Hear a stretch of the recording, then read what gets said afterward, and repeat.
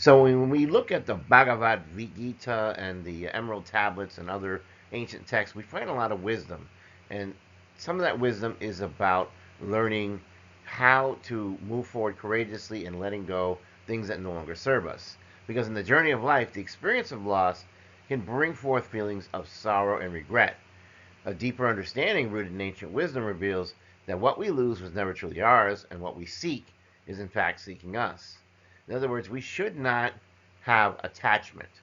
We should focus on what lies ahead, emphasizing the importance of the boundaries in our personal growth and our spiritual well being.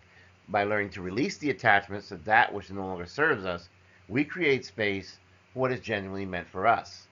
The Bhagavad Gita and the Emerald Tablets and the Vedas give us this insightful wisdom, and I'd like to talk about that a little further. Let's talk about the nature of loss, insights from ancient wisdom. Loss is an inherent aspect of the human experience, yet sorrow that comes with it stems from a misunderstanding of our relationship with the universe.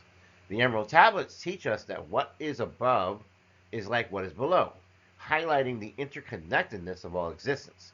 Loss can be seen as a necessary part of this cosmic cycle, reminding us that nothing is permanent. By embracing this perspective, we can view our losses not as endings, but transitions that lead us towards greater understanding.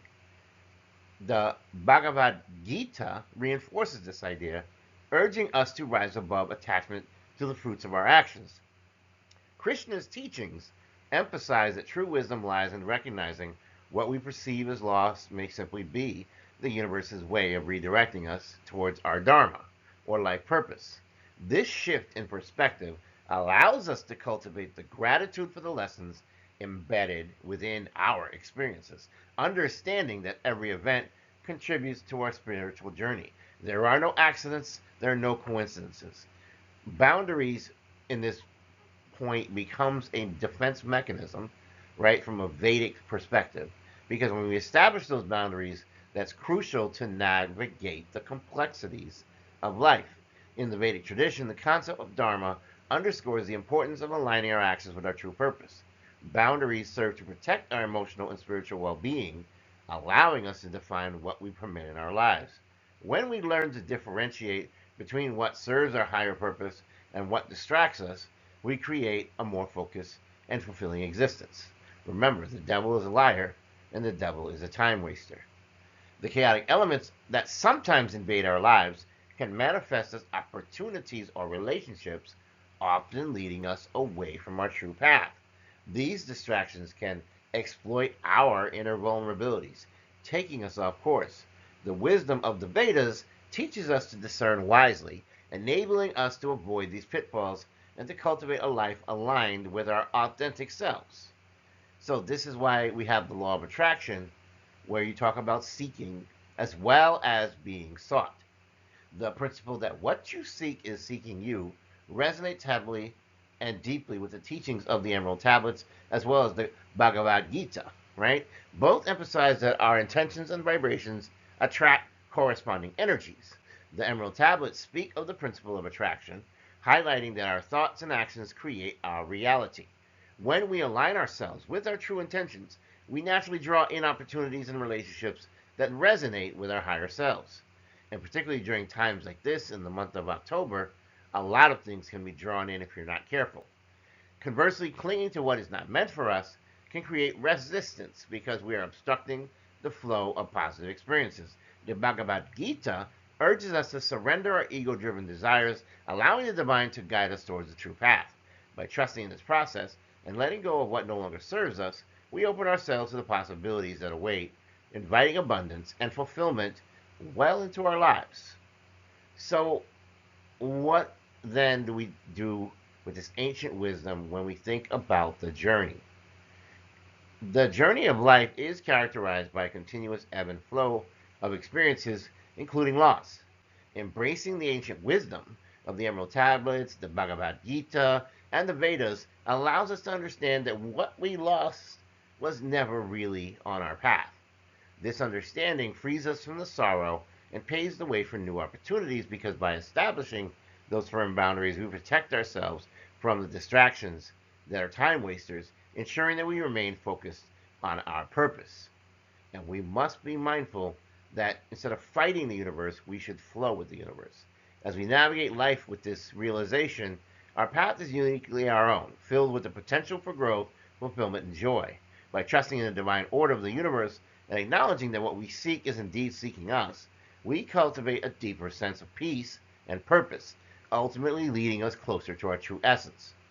What I meant by not fighting the universe is that sometimes we are obsessed with control.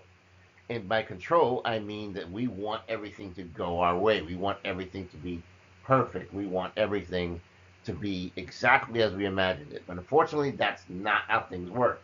The universe, for one, is not our own personal plaything. There are many people who exist in this universe. There are many other forms of life that exist in this universe. I'm fairly certain that can no longer really control, say, the actions of a chimpanzee or a monkey, or if we're in the ocean, a whale. These things are part of the existence that we share. And so no matter how we want to control that, there are still other forces at play. And what we will find is that as we try harder and harder to control that, the results could be disastrous. We could destroy the ecosystem, we could destroy the environment, and things won't be as they're meant to be. For example, bees, right? What would you do without bees?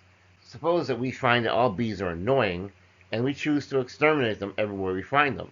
We would find that the ecosystem would take a huge hit, because bees absolutely play a major part of nature on our planet, and to rid ourselves of the bees would cause a catastrophe.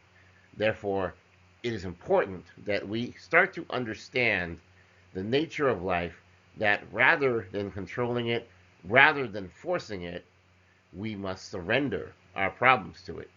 And the universe will find a way to manifest a solution for us, because it will almost be as if once you have surrendered it, what you seek now comes for you.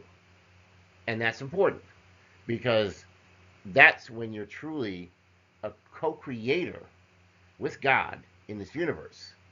And that is when you're now in the driver's seat and you realize that the details, the path, the actions, they suddenly become a little less important. And what becomes more important is how you align your intentions with the flow of the universe.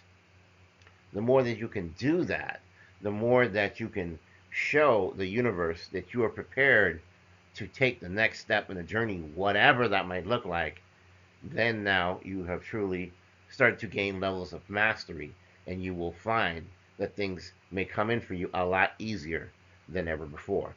If you like this message, please like, share, and subscribe. If you're new here, welcome aboard. It's a safe space. You're welcome. For those who are existing family who subscribe to this channel, I love you all so much. You make this channel great. In the name of the Most High God, I wish you health, wealth, prosperity, and abundance, blessings, and protection as well. And just remember, life is truly an adventure to be lived. So enjoy the ride and stop worrying about what path or direction you take. Have a wonderful and blessed day.